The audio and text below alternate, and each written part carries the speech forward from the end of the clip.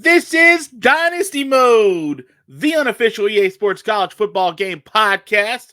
My name is Arky Shea. That is Demetri Revanos Demetri. Woo! Baby. So we are, Let's answer the question on everybody's mind right up yeah, front. Yes, I'm only here for the paycheck. yeah, I have okay. nothing to say to Arky anymore. Creative differences got in the way, and he doesn't want to make the kind of video game podcast I want to make.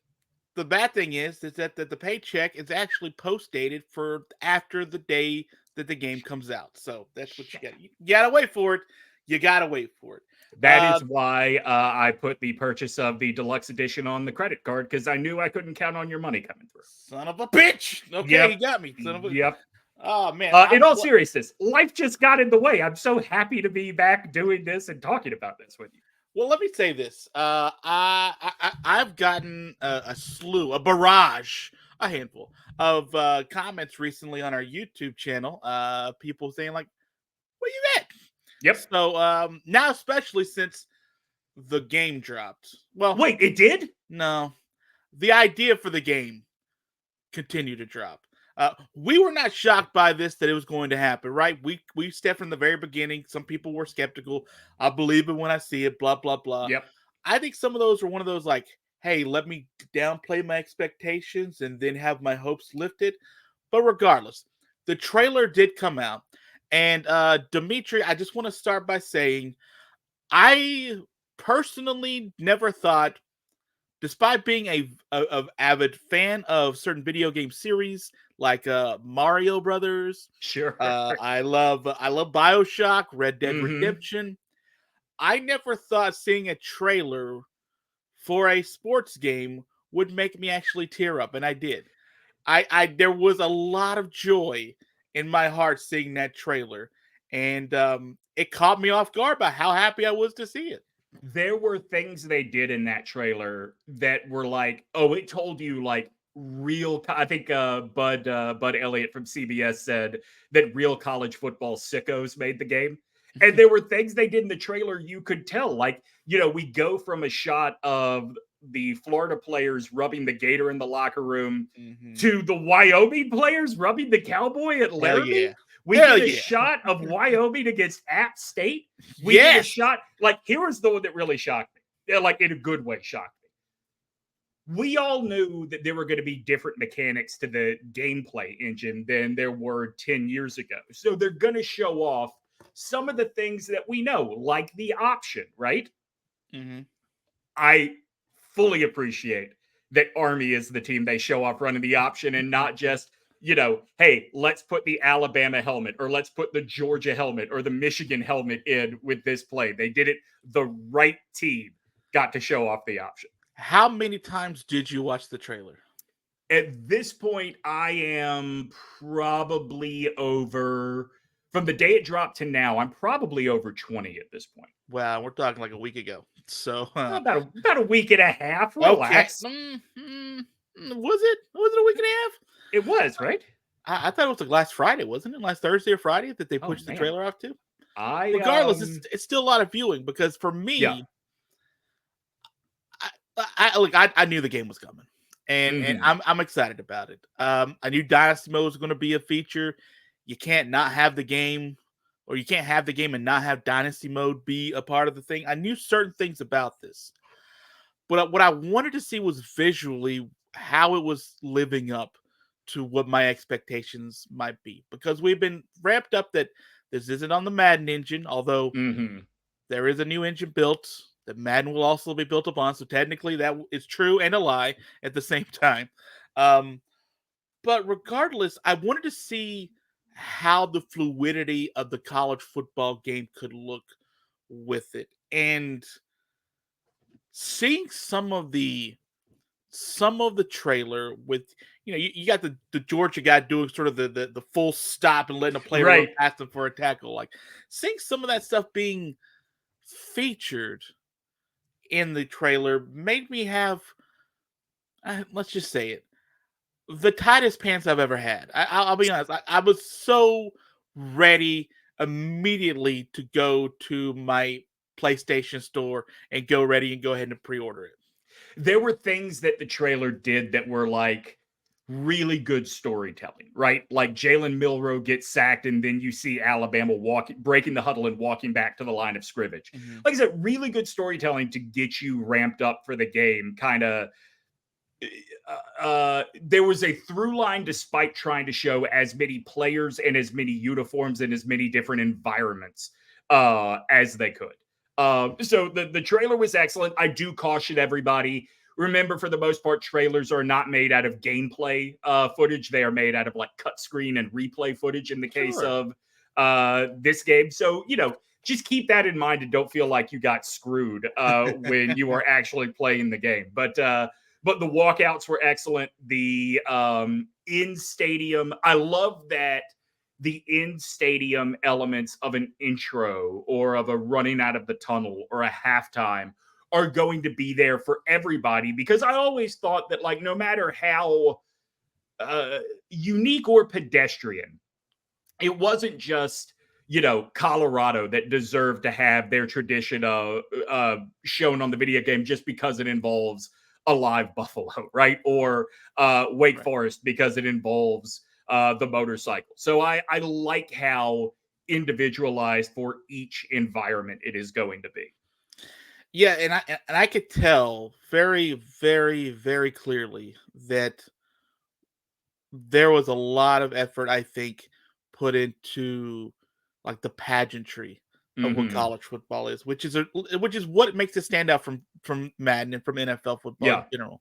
What we as those college football sickos love is all the beautiful tapestry that is everything different and weird about the game. Like you already told me, if the mascot mode decides to exist at some point, you've already claimed your mascot, and it's not even one that was on a previous version of the game. No, I want Coastal Carolina's chicken riding a jet ski. That's which I hope he is in playing the game. I hope he's not standing up when he's in formation. Matt Brown, who has sort of become like the go-to destination for breaking news about this game from the Extra Points newsletter, is one of the guys that got to spend a couple of hours playing the game early. And he made the point that because so much of what he does is about getting news from Freedom of Information Act requests, he said it was really interesting to see even the smallest schools, the elements they requested, be put into action. So, when you are talking about some schools where EA has made the request for 100 different things, logos, chants, whatever, the amount that actually made it into the game is really, really high, according to Matt Brown. Transition alert. New topic on the show, and I like the way you brought that up, because now I want to talk about some of the things that I found most intriguing about what has been reported from guys like Matt Brown, Chris Vanini, two guys who are friends of the show that have been on the podcast before, and sort of what so as you mentioned, they had a chance to sort of pre-play this for a little bit, and they got a chance to report on some of the things that they know. Now, that all stuff is out there. You can Google it and you can find the reports. Chris Vanini with The Athletic, and Matt Brown, his Extra Points newsletter, as you already mentioned. And I'll shout out Bud Elliott too, who put together a pretty long series of social videos. Forbes has a list. There's a guy I was reading last night. Forbes has a guy who was breaking it down too. I feel bad I don't remember his name, but it was 1:30 in the morning when I was reading this. So I want to just talk about the things that I found most intriguing in some of the reporting. One of those is that we did not get an advanced copy. That was I thought that was intriguing. Despite the fact that we put this game on the map, I thought, a year and a half. America had forgotten about it before you and I. Yeah, America has forgotten about it. We had forgotten about it, and then also they had forgotten about us. So, and I think you know what I think too, Demetri. I think we probably would have gotten an advanced copy to play had we had, one, kept doing the podcast. Two, maybe I shouldn't have deleted Twitter completely, which is where my contacts were at. So I don't think I haven't been thinking. If you are one of my contacts there, he or she or they, I am on Facebook and LinkedIn. You can reach back out to me and we can hang out again. But Twitter, for the birds, I'm done.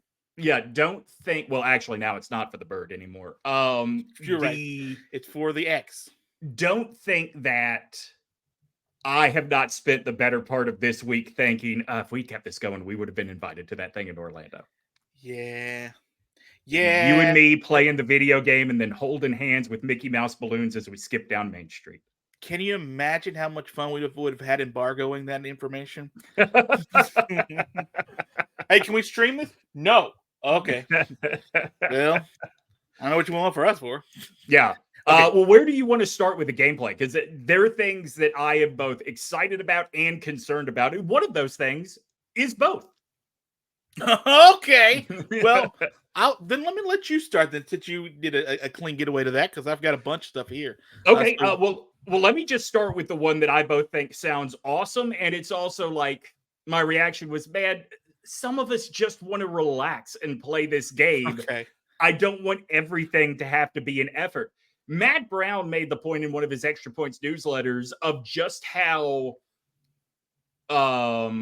like dialed in the importance of throwing power is in this game. That it's not just about can you complete a 60-yard Hail Mary at the end of regulation. It is also about, does your quarterback zip the ball in there? Does he put too much air under some of his passes? I think that's awesome. Like, that is one of those nuances that I had always thought the game was missing a little bit. Like that kind of mistake making, or the possibility to make that kind of mistake. But at the same time, I appreciated just being able to press a button and my quarterback throw the ball. Like, I don't want this to be so intense that I am stressed out playing the game. Yes. So I guess most recently it was hold the button down longer. It's harder, and sort of tap it. It's softer, and that was about it. That's one of the things that turns me off about Madden, is that I don't need to have an advanced physics degree to sort of have myself a chance to have a 14-2 season in Madden. So yeah, my son is into the NHL game, and I've only played it with him twice. And the fact that you can't just press a button to shoot, like you've got to pull your stick back, and are you do you flick it forward or do you really drive it forward? Is like, it just turned me off from the game completely. And it's different, right? Because I'm not a hockey fan. I've never played those games, so it's not. So it's very easy to not want to put in the effort to learn it, but it is disheartening. Yeah. So now, from what I could tell, and I don't know if this is completely true because you and I have not played it. Hello, guys, wake up. That I think this won't be as in depth as Madden is, because I think it's going to be played a little bit differently than what Madden is. Although I'm with you, I think Matt Brown was talking also about that if you haven't played in a while, which, let's be honest, if you are, let's just say 1.5 million people with copies are sold of the last college football video game. Let's say probably comfortably less than 20% of them are still playing that or the modified version online. Right. So you might have a relearning curve. Yeah. Just to get back and play it, but maybe also because things have changed over the last decade. Right. And that was the other point Brown made, is even if you have been playing 14 from the day it was released up till now, you probably can't come into this one playing exactly the same way and expect the same results, which I'm okay with. I really am. I just hope that EA really thinks about who the actual demographic is for this game. It's going to be a lot of dudes with 3s and 4s at the front of their ages, more than guys in their 20s and younger teenagers. Let me tell you the number one thing I'm most excited about. You can fire and hire coordinators. I think that was an obvious oversight from the last game. Yes. And not only that, but you can poach other coordinators from other teams. You can also have your coordinators poached. Also, while considering your dynasty and whether or not to hire or fire a coach, there are players attached to that coach. Yep. That you may lose for making that decision. Remember, we talked about one of the things we wanted not only was the ability to be able to sort of choose these coordinators, because we would just get auto-assigned coordinators randomly, is that we wanted there to be some type of consequence, right, for sort of making the decisions that you make, because it seemed like a lot of the things like that were fairly willy-nilly, right? But you never could fire a coach. The guy would just go get another job, whatever, and you would not really know about it till, hey, I guess I have a new coordinator kind of thing. Right. And plus, if you want to make that decision, you have to consider the consequences that you may lose certain players to the transfer portal, which is also featured into the game. But I wanted to just mention first that having the ability to hire and fire coordinators for somebody who's deep into Dynasty mode, and I don't know how much of the other modes in general I will play. Yep, I'm with you. Big time. Big time cool addition. I do think it's awesome. I also, one thing I liked when I was still a coordinator in the old Dynasty mode was you could kind of fast forward through everything else in the week and just play the games if you wanted to. Yeah. Obviously, that's going to be very different as you are building up to a head coaching job, a head coaching job of note in this game, which I'm okay with. Like, things evolve. I think that's a good evolution. Yes, let me add one more thing. When it talks about the sort of the coaching, the recruiting aspect is back to a recruiting aspect that I love personally the most, which is essentially you dedicate hours on phone calls and times you're spending to prospect, as opposed to the old system or the most recent system, which was here's 400 points for this week. Yeah, so you can sort of then add what you want this prospect to be talked about. Yep. And also, if that person is on a visit that you have, you could do things specific to them. So if they're a quarterback, sit in a quarterback room, so on and so forth, that you get more of an in-depth recruiting experience, which I think the most previous version was kind of lacking. It was literally just agreed points. Like agreed points. I had learned how to work the point system, around guys coming to visit, when they're actually on campus, et cetera, et cetera. But you're right. It was a passive experience. And so it kind of made all the stuff you had to do in a week in order to be able to, play the game in advance. It made it a lot more boring than it used to be. There was no strategy involved in it anymore other than how you moved your numbers around. Along the lines of the way recruiting is changing, I understand why there's no NIL in Dynasty mode.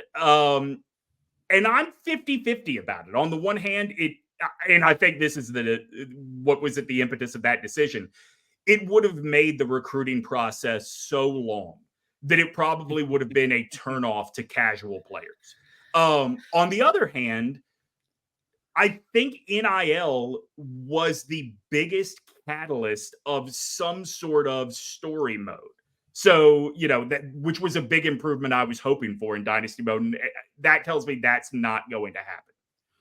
Well, I've read that if you did Road to Glory, right? And by the way, that's another thing we can briefly mention in just a moment.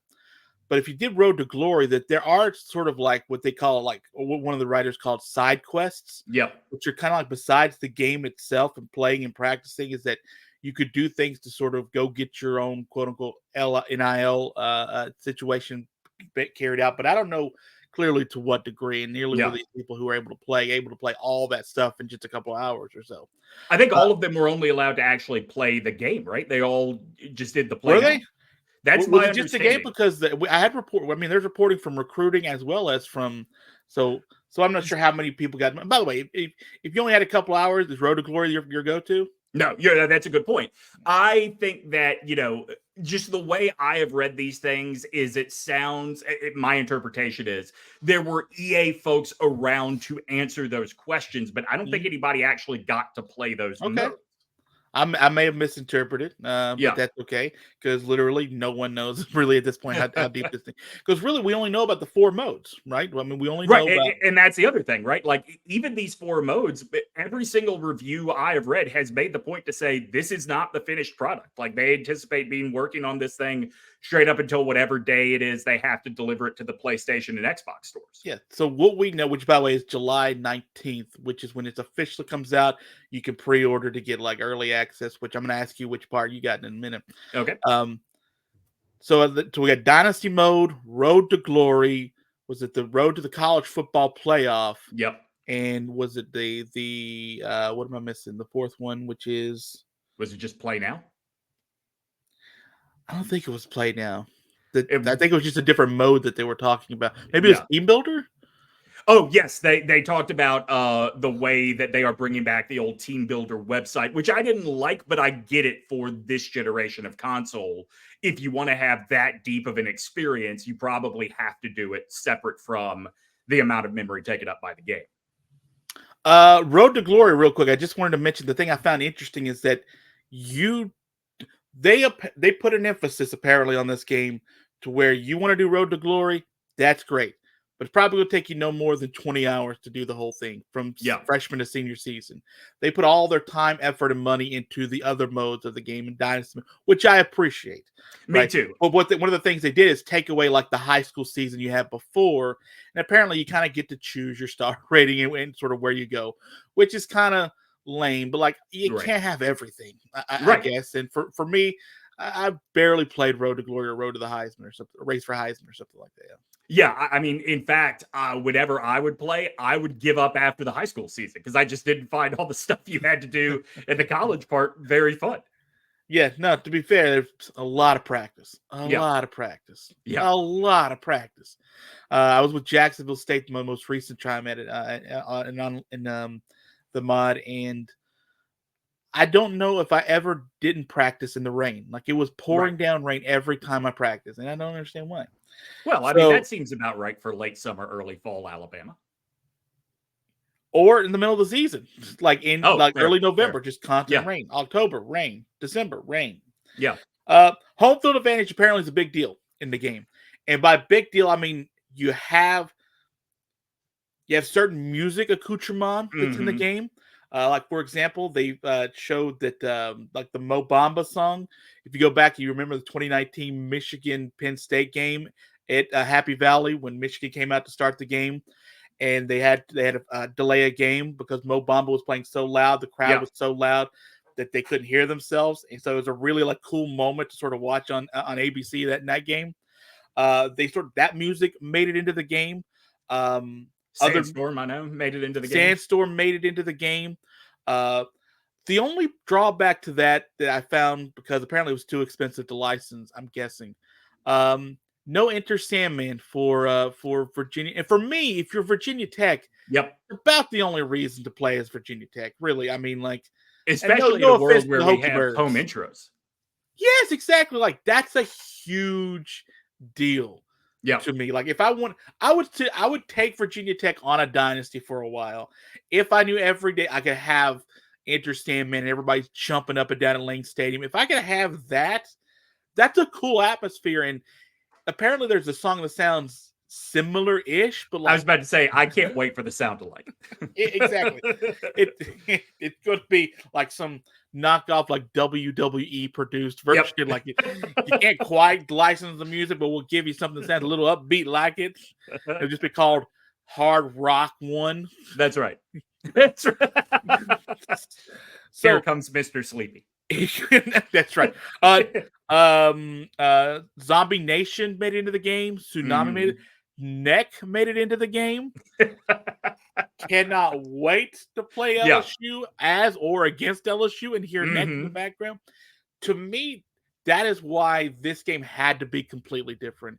It's because there's so much uniqueness to every college football program. You just don't get that in the NFL.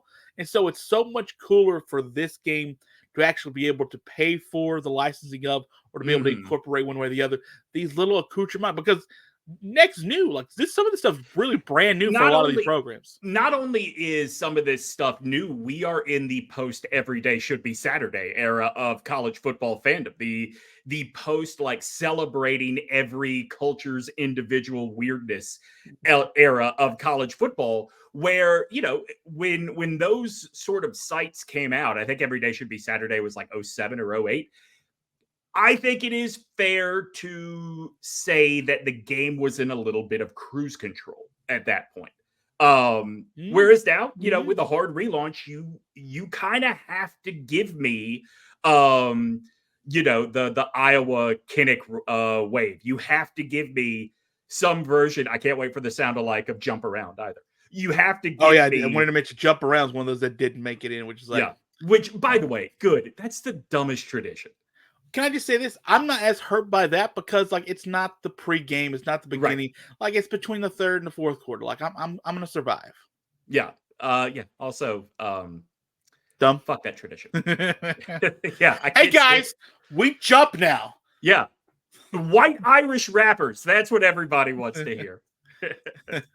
Yeah. No, I would much rather have, like, give me every bird fly over Give me, give me every sort of moment with men in their dress blues for Navy or their whites for Army. That's what, or Grays rather. Excuse me. That's what I want focused on.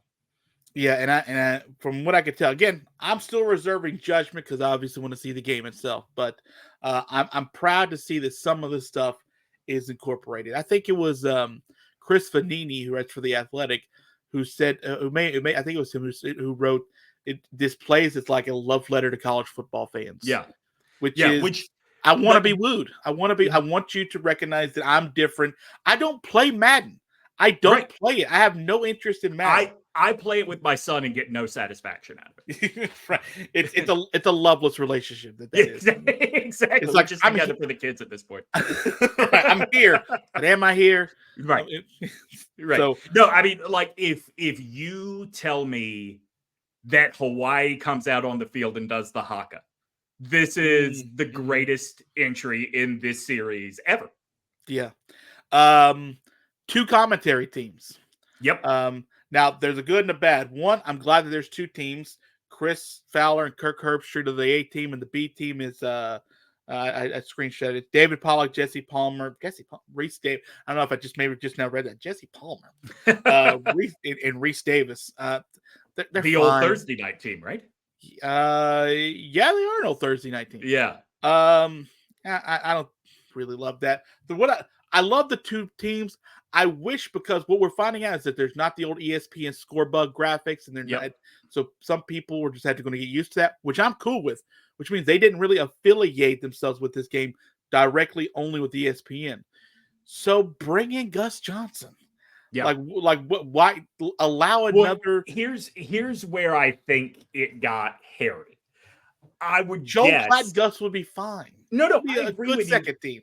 But I mean, it doesn't have to be an A game, B game. It could just be regionalized games if you want it to be. You and I both know that's the way that you could make it work. I guarantee you that was the sticking point. That Fox didn't want their team as the B team.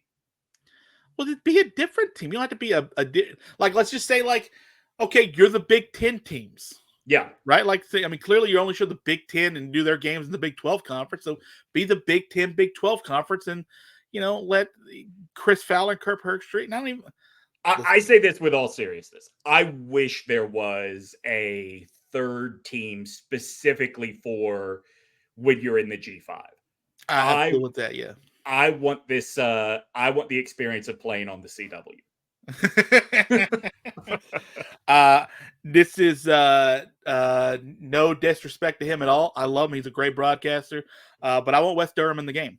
Yeah. I want West Durham broadcasting my Friday afternoon Duke versus Virginia game. That's what I want. Speaking of Wes, I've talked to a couple of broadcaster friends of ours, Wes included, just about, how interested are you in the game? Will you make time to play it? Because obviously your younger cohorts are really going to know about this. Wes is very excited for the game. Paul Feinbaum, who you could go back and see the old episodes we had on, and he told us that he would be open to doing the Paul Feinbaum show on the game, but had not been approached. Mm-hmm. I talked to him late last month, late April, I think. And he said that despite people asking, hey, are you interested in being in this game? EA never reached out, which I think is a failure of EA, because I think to get the voice of the fan in there, like the old Tony Bruno doing the radio show on the early aughts version of Madden, I would have loved to have seen that included in this game. I think also, so you can go one of two ways with that. You just have Paul talking about your team or a team around the country while you're just sort of in the menu mode or something like that while you're just playing around. Or you incorporate what he's known for, essentially, which is callers, which is a lot of voice work. Which I think would be fantastic. I think that's what we would all want, right? Is the Feinbaum callers, talking about their various teams. One of the last things I found really interesting was that I forgot to mention this in the Road to Glory mode. You can become academically ineligible. Yeah. you can fail tests and not be allowed to play, which is kind of like it's the closest thing that I'm getting to probation. Right, like the mode for in the game. That was literally my number one ask in this game. If you'd given me the 14 version now, just updated the graphics, but added probation, I would have said slam dunk, home run, grand slam, triple crown winner, right? That's great. I don't know why you can't still do something like that going forward, because they do not have that affiliation with the NCAA, and for good reason. I think we had a previous episode all about that. Yeah, I think it's about the conferences signing off, don't you? But here's the thing: the teams are getting, like, if you're the top tier, like the toppest of top tiers in the SEC would be that are getting payouts from this, like Texas now, but Alabama, Georgia, they've been the top whatever forever.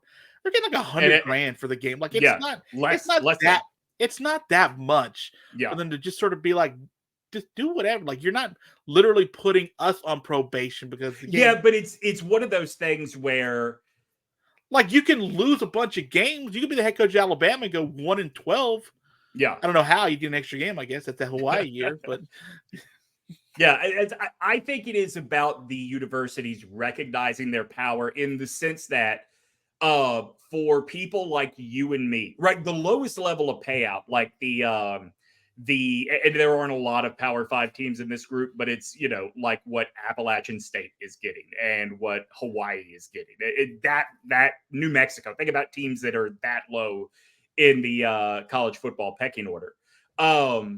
That's less than $10,000 a year for the payout. However, people like you and me would be really bothered by the fact that, it's the whole game, but ULM isn't in there, or, whatever. So it is a small payout on EA's part, but it is the universities recognizing how much they really affect the, I guess, appeal of this game to certain demographics. Psychographics. And I don't pay them $4. I don't care what you pay them for the most part. Like, I just get a probation mode. Just violate rules and go on probation. Like, if I can fire coaches, now I can hire coaches. Now I can lose things, have some consequences. Give me more consequences. Yeah, and see, that's one of the things that I am disappointed about no NIL being in there, is because I would think that NIL translates to some of the AD-like duties that I've been telling you I want. I want the ability to, sort of rabble rouse for a new or an upgraded stadium. I want the ability to, score points with boosters or have boosters turn against you. Like, I do think that no NIL probably takes that kind of stuff off the table, which is disappointing because it has always been in Madden. I think it was in one version of the game where you could do stadium improvements, if I remember right. But I think that given what we are seeing in the college football landscape right now, if we are talking about what needs to happen or what could happen for college football 26 to make it a clear upgrade, I think that's the one, because I think more people know more about that side of the college football business now than ever before. NIL not in this game, pretty sure. What I don't know technically is that probation mode is not in the game. I technically don't know that because no one had a chance to go get on probation in the time in Orlando. Yeah. So there's a chance probation mode and all this stuff is still in the game. Last thing I want to mention before we get out of here is that I'm a little disappointed no coaches. I knew there was going to be no coaches before. I don't get it. Like, why Lane Kiffin said he would do it for free, which is fine. I don't care. Pay him $100 and give him a game. Doesn't bother me. Coaches should be able to opt into the game. Like, it's kind of a thing, right? You're the coach. Like, I think it is a matter of, you can buy off a college kid for $6,000. Probably not a coach making 8 figures a year. Yeah, but everyone recognizes being part of the game as a deal, right? Like, this is one of those things. That's why Lane Kiffin would do it for free. Agreed. Like, I think so. Here is the grander problem. Or do one of those things where you're like, all right, you can opt in. So if you're in, you're in. If you're out, then but we're not going to get you rich off it. If we won't give the university more than $100,000, we're not going to give you, $1 million to be a part of the game, Mr. Bill Belichick and Madden. I think there are guys like I actually would put Lane in this category, but think about your Dabos, your Dions, guys that are really protective of what their image is. And I would bet that they would be very vocal about the ability to be fired on the game. The second someone posts a screenshot of Dion as the head coach of like a lower tier team, or Dabo as the head coach of a lower tier team, like I guarantee you it was a matter of is the juice worth the squeeze? Not that was the deciding factor, but I bet it went into the decision. Here's all I know. We caught Jim McElwain making coitus with a shark, okay? Like, we can do whatever we want on the internet, okay? Sure, it doesn't, you don't have to have a screenshot for it to be real to us, okay? Right. It's still real to us. we can make it happen. All right, that's it. By the way, if you stay through all of this, I'm interested in doing potentially an online dynasty. I'm not on anywhere social media besides Facebook. You can find me there. LinkedIn, don't worry about that. It's just a work thing. But my social name on PlayStation or PS5 is Arky Shea. It's there. So if you want to find it, you can find me.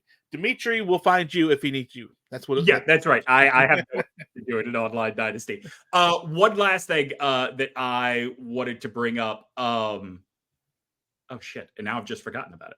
I guess we got to do this again at some point. Oh my goodness, we're gonna have to do another one. I guess so. I literally cannot remember what it was I was about to tell you. Well, at the second paycheck, I'm gonna have to send you now too. Which yeah, is that's a little fair. All right, we're done for now. I remember. Yes, thank you. Editable conferences. Yes. Which obviously existed before, but Florida State and Clemson get ready for life in the AAC, baby. Let me tell you, the one cool thing about that I liked is that Matt Brown reported that if you do change conferences, the patches on your uniform will change the next year too. Fantastic. So yeah, if you go from if FIU decides to get all the way up to the SEC, which they could, it's legally possible. Yeah, I feel like they would have I feel like culturally we're more of a Pac-12 program. I'd watch it. I'd watch every single second of you three out there enjoying the West Coast and Florida. Yeah. All right. We're done. We'll be back at some point, but Demetri, say goodbye to the good people. I don't remember how I used to do. Oh, save and sim to next week, everybody. That's right.